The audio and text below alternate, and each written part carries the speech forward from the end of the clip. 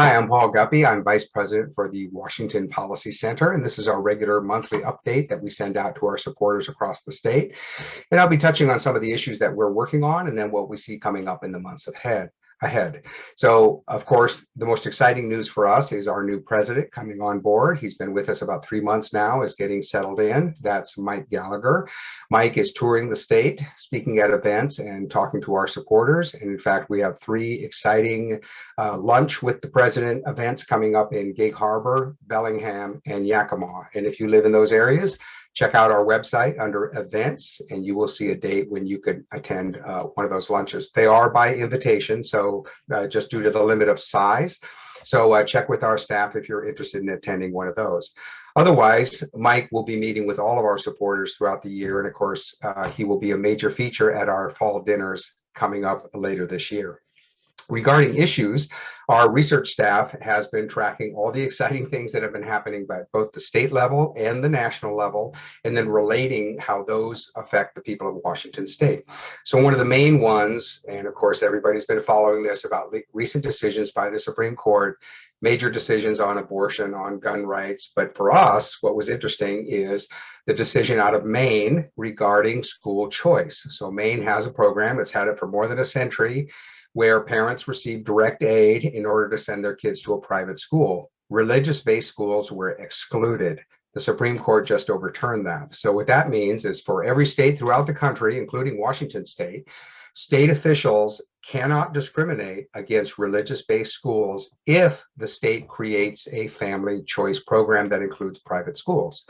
Washington state doesn't have a program like that yet, but we're excited that 4 innovative bills were introduced in just the last session that would have done exactly that, provided direct aid to families up to $10,000 a year for families that request it, or foster kids, or children of military families, or special needs kids. There are various definitions, but whatever policy the state decides on regarding school choice, religious schools cannot be excluded. So that's an exciting option that opens up potential for the future.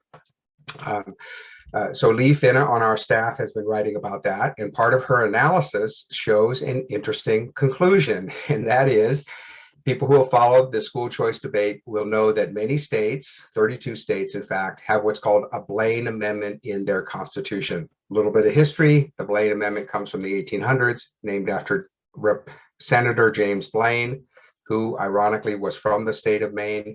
And the Blaine Amendment says that no public money can go to a religious school. This was done in the 1800s because of fear about Catholic immigration that was happening at that time and the creation of Catholic schools.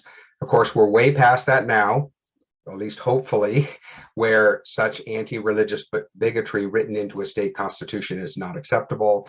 And that's essentially what the Supreme Court said. So what comes out of this decision from Maine is that Washington state's Blaine Amendment in our state constitution is essentially overturned. The Supreme Court didn't address that question directly, but that's what Lee's analysis shows. When you compare the language of the Blaine Amendment with the recent decision, which is called Carson v. Macon, just last week, it shows that the Blaine Amendment can't possibly stand. It may be tested directly in court, but if Washington state lawmakers decide to create a school choice program, they cannot exclude religious schools. And in effect, our Blaine Amendment has, and in 31 other states, has been struck down. So that's really a major change in American law right there. The next issue that's interesting is that Pam Larkin, our agriculture policy expert, has been tracking food inflation, which is soaring, but she's also tracking the kind of attitude of the national government, particularly the White House, in addressing inflation. And she finds that there's a major disconnect, that steps that the White House is taking are not really addressing inflation, particularly in Washington state and even across the country. And to illustrate this, she did a comparison between a statement that the White House made very proudly in last summer, in July of 2021, touting the fact that a 4th of July picnic was going to cost a whole 16 cents less than it had the year before, because inflation at the time was very low. Great. What Pam is looking for is, will the White House make a similar statement this year for the 4th of July?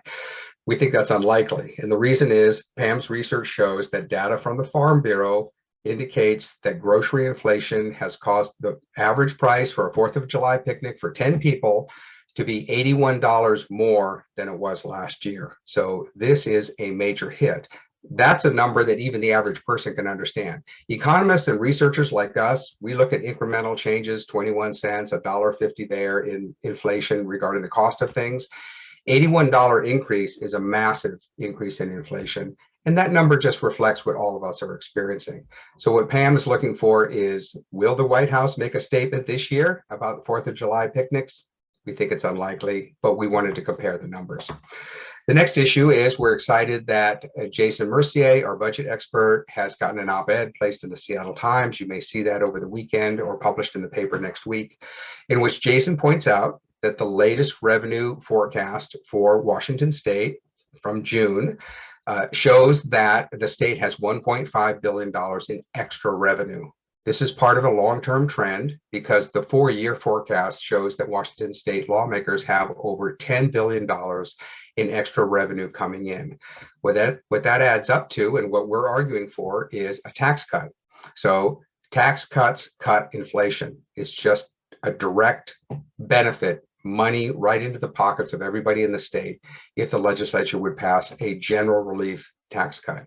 Jason's op-ed points out that virtually every other state in the country, governed by Democrats, Republicans, or bipartisan, has passed some form of tax relief. Even California governor is providing rebates to citizens of California in an effort to reduce taxes and fight inflation.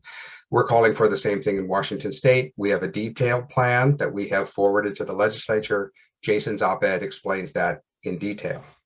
The next item is, once again, Governor Inslee has supported a study of the 4 Snake River dams and has called for their destruction. So there is an ongoing effort to tear down the Snake River dams, eliminate clean hydropower, transportation, irrigation, flood control. All of that would be destroyed if these dams are taken out. Yet another report was put out, this time from Governor Inslee and Senator Murray, assessing or researching, they call it, tearing down the dams. They will say that they're undecided, they're still looking at the data, but why go through this exercise unless they wanted to tear down the dams?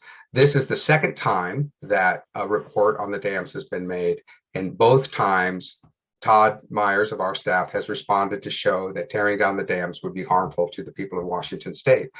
It also wouldn't help salmon returns. So the idea is that restoring endangered fish species in the river by tearing down the dams. Todd's data, which he gets from the federal government, indicates the salmon returns have increased for the 3rd year in a row. And in fact, Todd has offered a bet to anybody who says that that fish populations are going down. They're actually going up. Once again, Todd got no takers. But what's really interesting is that he also didn't get much response to his critique, and this Snake River Dams report has kind of faded away. So our rule is that Washington Policy Center wins when the left goes silent. We see that pattern frequently, that our critics start a loud campaign based on some slogan. We analyze it. We realize the data doesn't support it. It's not true. And then the campaign fades away. So that's what we've seen so far on the Snake River Dams issue. But of course, the other side never gives up, and we expect that idea to continue to be pushed. And lastly, I mentioned our President Lunch is coming up. We also have our Young Professionals Hike in the summer. It's always very popular. Marissa on our staff, who's the director of that program, is organizing summer socials with great speakers. One is Kofi Duhaji, an immigrant to this country who's written a book about his story, and Brandy Cruz, who will be speaking to a summer social event later on this year. And with that, we're also looking forward to putting together research with specific ideas for the next legislature on 3 key policy areas that affect everybody in the state. So we'll be putting out detailed recommendations on improving public safety, refunding the police, empowering the police to do their job, fighting inflation, as I've mentioned, lowering costs for everybody, cutting taxes, and the last one is improving public schools. So those are new publications that will be coming up. We're looking forward to that. And as always, we appreciate your support.